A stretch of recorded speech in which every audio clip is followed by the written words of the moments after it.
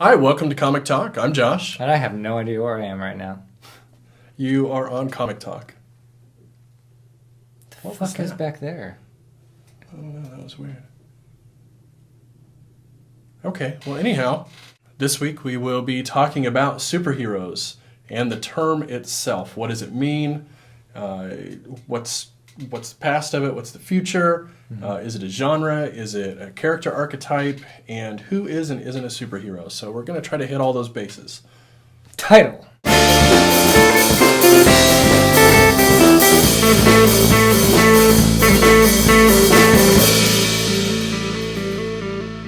So in my opinion, what defines a superhero, not only a superhero I guess, but a hero in general, would be the presence of a sidekick.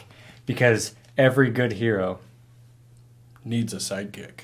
Cool. So I think let's start off just talking about, like, for real, what is a superhero? So what makes a character a superhero within fiction, would you say? See, that's tough, because I think the knee-jerk response would be some sort of powers or some shit like that. But then you have to say, like, well, what about Punisher? You know, what about The Question? What about all these, like, Batman? Yeah, like, right. Street-level people that they don't have shit. You know, maybe money. Right. You know? Exactly. I've also seen people say the way they justify that bit of it is a superhero is a person who exists in that world of those sort of things. But then you have people like Kick-Ass, right? Kick-Ass is a superhero, but there's no, like, super-powered people in the Kick-Ass universe. Yeah, they don't exist. So he's just a person who dresses up. And you could even make an argument that we have real-life superheroes that people recognize as a superhero, like, what's his name, Phoenix Jones? Yeah. Or, like, these people who the rat in Australia. Who people recognize and say that's a superhero because of these other things, which I think that is illuminating. Because to me, what makes a superhero is the idea of an assumed identity to right wrongs, fight injustice. Mm-hmm. But assumed alternate identity, you would say. Or not necessarily always, because there are some people who are just kind of the superhero all the time as well, like Booster Gold. Okay. Right? Yeah. So it doesn't even have to be like an alternate identity, just an assumed identity that's supposed to be symbolic of something more than just a single person. Like, I'm no longer just me, I am this thing that symbolizes or stands for something else. So Mother Teresa, superhero? That's where we get into another problem, because then we have people like Mother Teresa or fictional characters like Robin Hood. Yeah. Right? So it's... He's still my hero. I think take money from rich people and give it to anybody and, like, I'm on your side. Yeah, yeah. So I think that's probably the closest I can come to it, but it's still not a perfect definition. So it's basically impossible to think about comic books and not think about superheroes. Sure, they're almost synonymous. You know, or they are for really anybody that doesn't know a great deal about comics. Right. So. And in fact, a movie that has superheroes in it, even if they're not from comics, will be considered a comic book movie. Right. Right? It's just because it has the trappings of what people think of as comic books. But at the opposite end of that, what I think is interesting and what becomes from that perception is a bit of a misperception that, A, comic books are only superheroes. Mm-hmm. But I think the more interesting conversation, because the people watching this know that, the more interesting... seen an Image book before. Yeah. Right. The more interesting conversation I think that we can have is this idea of whether or not superhero is even a genre. Because when you look at it, I think most superhero stuff, most comic books, even though the large majority are superhero comic books, mm-hmm. I don't think superhero really is an adequate genre identifier. Well, I mean, there is the kind of that through thread of legitimacy to that, though. I mean, if you were going to take, like, all the Avengers comics that are out and all the Justice League comics that are out and, like, the Batman shit and the Superman shit and the Thor shit and all that, I mean, most of it, unless they, by some will of the gods, get a good writer on them, which seems to happen rarely,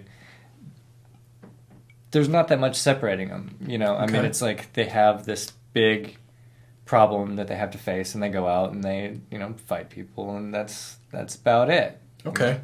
So what then would you say is really the defining factor of something to be a superhero genre comic?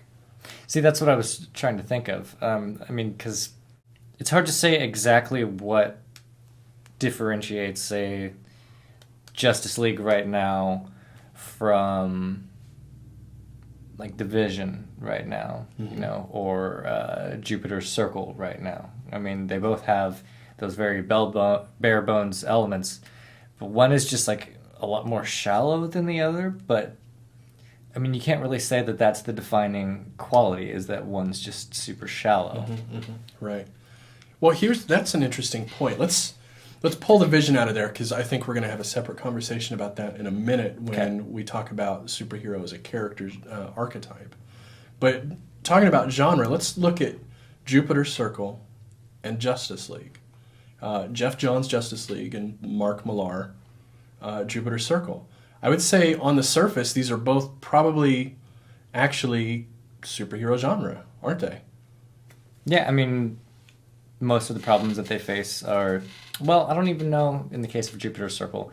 Depends on where you're at, like really what issue and then what series within that and stuff. Because a lot of it, the superhero stuff always takes like a real back seat. You catch like the tail end of them on like some mission, and then they go home, and then all hell breaks loose, and then that's really like the meat and potatoes of the story, which is, the complete opposite of Jeff Johns' Justice League. But I do feel like all of the things that happen in Jupiter's Circle hinge on the fact that they are superheroes. Yeah, absolutely. Right? Like it's like the fallout of being a superhero. So although in a particular issue, say it might be about them being at like a 50s hipster party, right? It's so that genre might be like a period piece, character drama. It's I think the larger genre is still superhero, because the fact that they're a superhero is a very important piece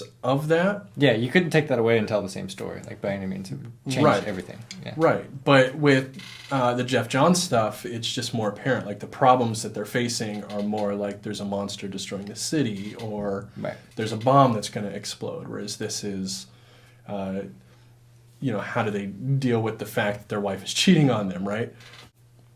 But then, okay, so we can step a step further away from that. Let's talk about like Nick Spencer's Ant-Man. He's a superhero, and that's an important part of that. But I would not categorize Astonishing Ant-Man as a superhero comic. Would you?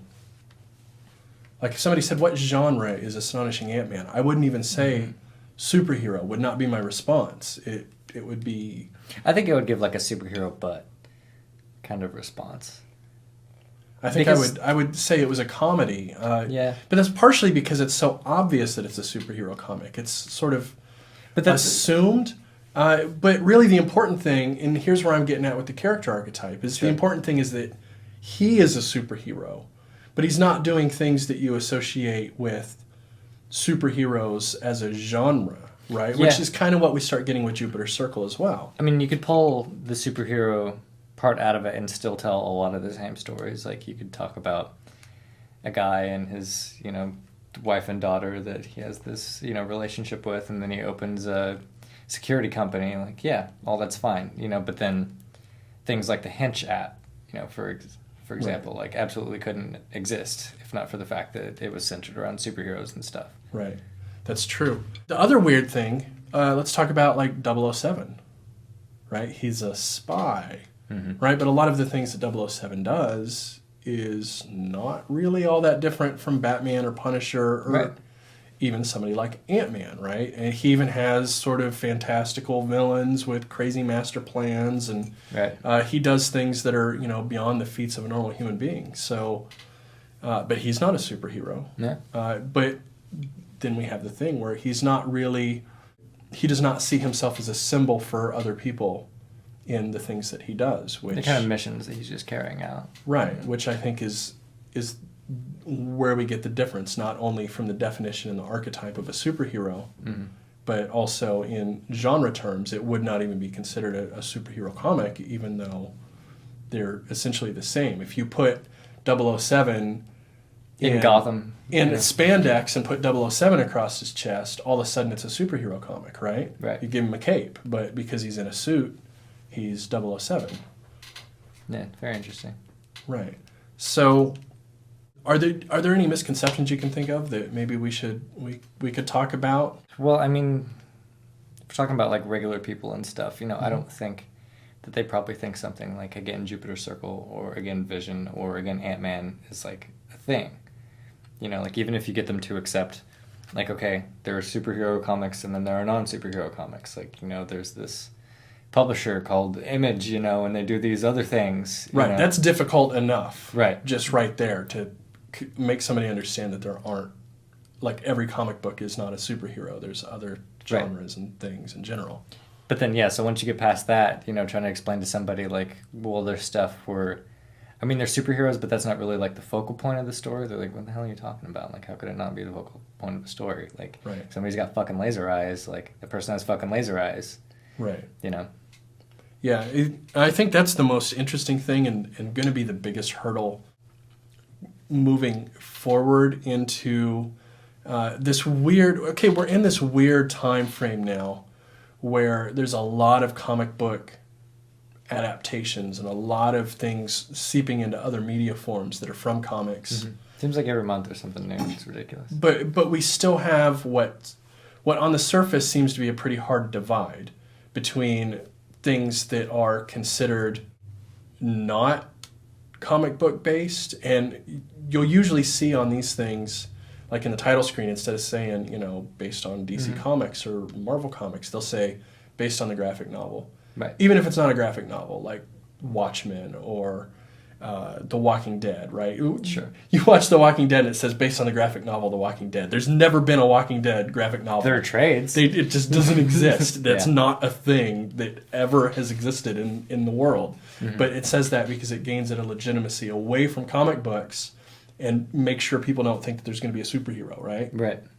But moving forward, we're starting to see it with Marvel stuff a little bit. Like there was Captain America, Winter Soldier, that was really like a spy flick. Mm-hmm. You know, he's in his superhero gear, but it's really more like Captain America from the comics. Yeah. Where espionage and shit. It's espionage. You know, he's part of a secret organization that fights, you know, terrorists and shit. Mm-hmm. Or even TV show Gotham to a certain degree. Mm-hmm. I mean, it's getting to the point crime where procedural. Right. You know, it's basically like a detective show. You know, it just so happens to be that, you know, Catwoman's a little kid and Batman's a little kid. And right. Yeah. So we're starting to see this a little bit. And I think it's interesting that people that watch those films and have very little understanding of the source material will see those and say, well, it was much less like a comic book, when in reality, in my mind, it's more like the good comic books that people who actually give a shit about comic books are reading, whereas the things that they're expecting are exactly the sort of things that a lot of us don't want in a comic book in the first place, right? Right. And you know, we are getting this weird culture. It's like, it's almost like the Bob Marley t-shirt thing, where a bunch of people buy it and they don't know shit about it. Like, I see so many bros decked out in fucking Deadpool gear, like head to toe, and it's like, you've never opened a goddamn comic in your life. Right. And that's fine. I mean, it's like just a weird, like, cultural appropriation, like a weird, like, reverse geek appropriation thing, which I guess is fine. It doesn't matter to us, right? Yeah, it's just weird. But my point being is that moving forward, we're going to see more and more overlap, and I have to imagine if Marvel and DC can start doing a better job with the comics they're making and maybe putting them a little front and center, they could probably gain some market share. Mm-hmm. But most people just don't understand that superhero is not automatically a genre. Yeah. And they expect a genre out of it, and it's a hurdle they're going to have to overcome somehow. Yeah, and that's one thing that I think we've come back to, and I mean, we seem to, especially like when we're talking on DC and stuff, but you know, those big titles, like, you know, your 4 or 5 that somebody that walks in off the street that, you know, knows shit about comics, they still recognize, like, these few.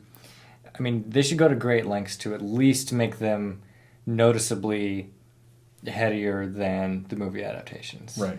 You know, because, like, if somebody picks it up and they're going to read it, Like, that's already, the fact that people have to read something is going to be less exciting than, you know, CGI fucking Mel Bay blowing up shit in front of their face. So it's like you have to make up for that somehow. And the only way that you can really do that is by giving, you know, this sort of inside views and monologues and dialogue and stuff that you couldn't necessarily have in the movies. Right. A more thoughtful interpretation. Right. Right. In the end, really, I think the point that we're trying to get across here, if there is one, I don't know, is there a point to this? I think the point is that we needed a video. Yeah, and here it is. And this is it. And we've been talking about doing this for a while. We have, yeah. But I think what we're trying to get to the bottom of here, or trying to express, at least I am, is this idea that people, I see all the time, let me turn it around this way and give like a... Anecdote, yeah. I see all the time people will say, I'm looking for a comic to read, but I don't like superheroes. Mm-hmm. So can you give me something that isn't superheroes? And to me, it's sort of like saying, I want to read a book, but I don't want any black people in it. You know what I mean? Or I don't want to have any cops in the story. Sure. You know, it's a weird... Like, you're asking for, like, fantastical stuff, and they'll have a list of other things they've read. Mm-hmm. It's full of fantastical things, like magical beings and science fiction, but they don't want a superhero. And shit. Yeah. Right, you know, or just things like, oh, I've read Saga. It's like Saga's full of people with horns and, like, talking cats and shit. You can't handle a dude who flies. Like. Right, but as soon as it's, like, superhero, they just assume that that's a genre, and they don't care about people with laser eyes beating each other up, right? And they miss out on things like the Vision and Omega Man. But I mean, there's just so much evidence to back them up again. You know, I mean, if we go back to like that 5 or 6 titles that everybody knows from each publisher, if you pick any of those up at any given time within the past like 20 fucking years or so, like it's going to reinforce every negative bias that you have. Right. There's a high % chance that you're going to get some goofy superhero genre story. Right. Right. So like, nobody's gonna walk into the comic shop and buy the fucking Question without knowing anything about comics. Right, you know? Exactly. So if you've been linked this video or somebody told you to watch it, give it a chance. Check out superheroes. They can be cool and not just a dumb genre. Yeah, and that really gets into reading writers rather than characters is I think the key to circumventing. Right, writers rather than characters. We did have a video on that, right? We at least talked about it. Have we not done it yet? I don't know. If we have a video on that, it'll be up there eventually. You know? Yeah. So you can look. If a thing popped up right there, we have a video on it. If it's not, come back soon, and we will have a video on that. Yeah. And then I'll go back and edit in up here. So there's a short time frame, a limited shelf life where there's not anything right here. So if that's you... Sorry about that. Yeah. Sidekick. All right, come back to us next Monday when we'll talk about some other bullshit. And on Thursday, we do our comic list review where we talk about what was on our pull list for the week. Yeah. Every week. We do this every week, twice. Every week. 2 times a week. That's a lot of videos. Come back soon. Love you. Bye.